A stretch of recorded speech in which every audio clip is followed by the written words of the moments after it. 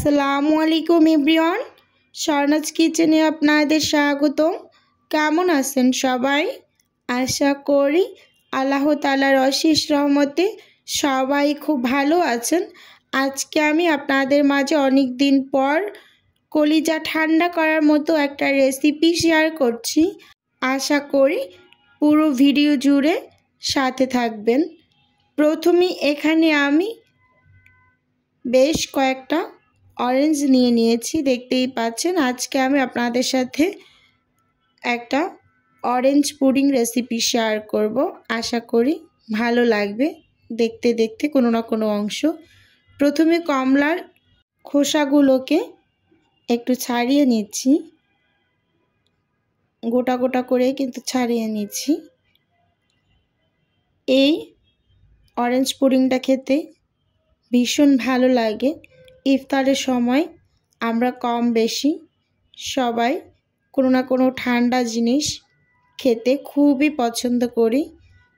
এই রমজানে একবার হলেও ট্রাই করে দেখবেন, খেতে ভীষণ ভালো লাগে ঠান্ডা ঠান্ডা। এই যে সব খোসাগুলোকে ছাড়িয়ে নিয়েছি একটা একটা করে। এখন এখানে আমি একটা ব্লেন্ডারের জার নিয়ে নিয়েছি।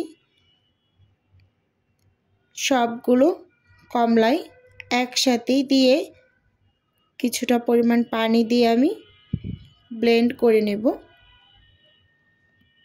আর এই কমলাগুলো খুব বেশি একটা মিষ্টি না খেতে, তাই এখানে আমি চিনি ব্যবহার করব, তাই একটু পরে করব। প্রথমে একটু ঘুরিয়ে নিয়েছি, এই যে দেখুন। এই পর্যায়ে আমি চিনিটা দিয়ে দিচ্ছি। এখানে আমি 1-2 কাপ চিনি ব্যবহার করেছি। এখন ব্লেন্ড করে নিয়ে এসেছি,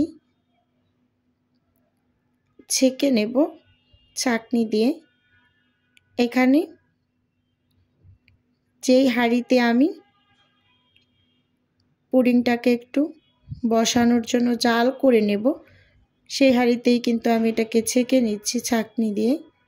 দেখুন, এই পুডিংটা বানাতে খুব বেশি কিন্তু উপকরণ লাগে না।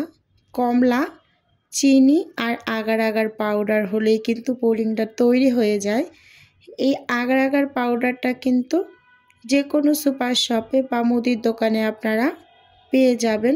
খুব বেশি একটা দাম না, কম দামের ভিতরেই কিন্তু কেনা যায়। আর এটা বাসায় কিন্তু অনেক ধরনের পুডিং তৈরি করতেই লাগে, যেমন ডাবের পুডিং, আমরা আমের সিজনে কিন্তু ম্যাঙ্গো পুডিং তৈরি করি, এরকম অরেঞ্জ পুডিং, বিভিন্ন পুডিংয়ে কিন্তু এই আগার আগার পাউডার দিয়ে তৈরি করা যায়। এই যে আমি ছেঁকে নিয়েছি পুরোটা, দেখতেই পাচ্ছেন।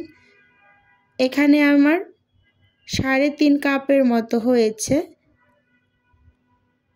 রসটা আমি বের করে নিয়েছি।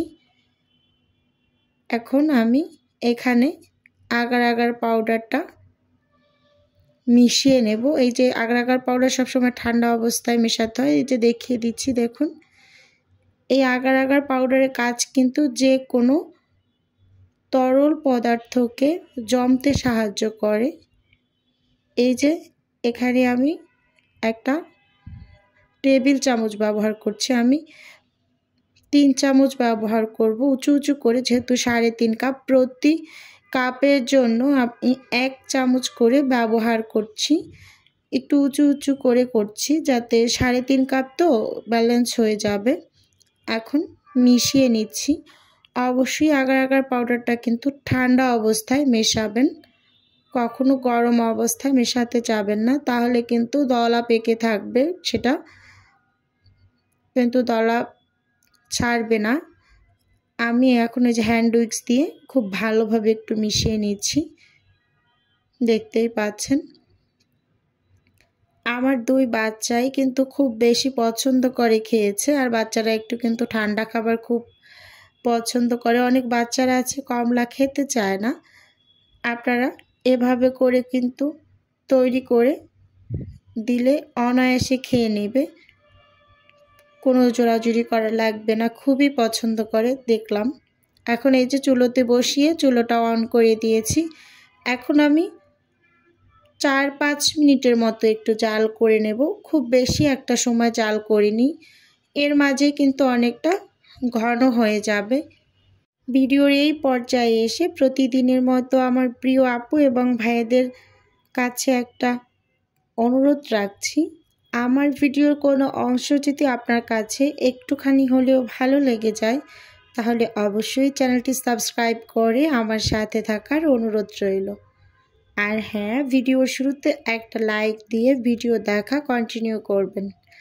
আপনার একটা লাইকই পারে আমার এই ভিডিওটা আরও 8 থেকে 10 জনের কাছে পৌঁছে দিতে। তাই দয়া করে বলছি, প্লিজ এখন পর্যন্ত যারা একটা লাইক দেননি এখনই একটা লাইক দিয়ে ভিডিও দেখা শুরু করেন। এই যে আমি এখন যে বাটিতে পুডিংটা সেট করব সেই বাটিতে কিন্তু যে গরম গরম অবস্থায় ঢেলে নিচ্ছি। অবশ্যই গরম অবস্থায় আপনারা যে পাত্রে পুডিং সেট করবেন সে পাত্রে এই যে ঢেলে নেবেন এভাবে করে। আমি একটু হালকা ঠান্ডা করে এটাকে নর্মাল ফ্রিজে রেখে দিয়েছিলাম। এখন এই যে ফ্রিজ থেকে 3 ঘন্টা পর নামিয়ে নিয়েছি। একটা প্লেটে একটু সার্ভ করে আপনাদের সাথে শেয়ার করছি। দেখুন এর মাঝে কিন্তু পুডিংটা খুব সুন্দরভাবে জমে গিয়েছে। এখন এই যে কেটে একটু দেখিয়ে দিচ্ছি কতটা স্মুথ হয়েছে ভিতরটা, আর খেতে তো মাশাআল্লাহ অসাধারণ হয়েছিল।